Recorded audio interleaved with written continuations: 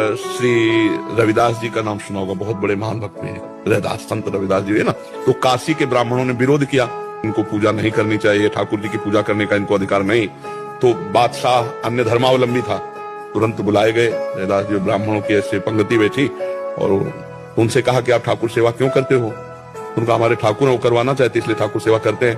तो ब्राह्मणों ने कहा तुम मतलब शास्त्र विरुद्ध तुम आचरण करते हो और राज्य में बहुत बड़ा अनर्थ हो जाएगा। तो वो अपने भाषा से समझाया। तो उन्होंने कहा हमारे ठाकुर जी जब चाहते हैं तो हम ठाकुर सेवा करते हैं, अगर वो मना कर दें तो मैं कभी सेवा न करूं। बोले अब उनकी नजर में तो विग्रह हैं, बोले ठाकुर जी कैसे। तो बोले तुम्हारी बात समझ में कैसे आएगी कि तुम्हारे लिए ठाकुर जी राजी है सेवा के लिए।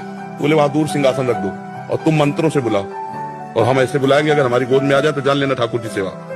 तो जो ठाकुर रविदास जी के थे वो सिंहासन में से दूर रखे गए। उन्होंने शुरू किया मंत्र, कुछ नहीं, और भाव में भरकर कहा प्रभु जी ही ऐसे कहा तो सिंहासन ऐसे जैसे उड़ के आए ना, छाती से लग कर तुम अन्यथा कर तुम भगवान।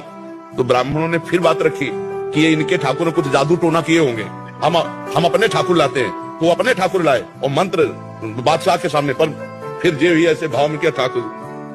महान संत मन चंगा उन्हीं का सूत्र है। तो कठौती में सबरी जी के पास भगवान गए, सबरी जी की स्तुति की और वहां भगवान ने अपने श्रीमुख से कहा जाति पाति कुल कर्म धर्म का इसका में कोई संबंध नहीं, मानो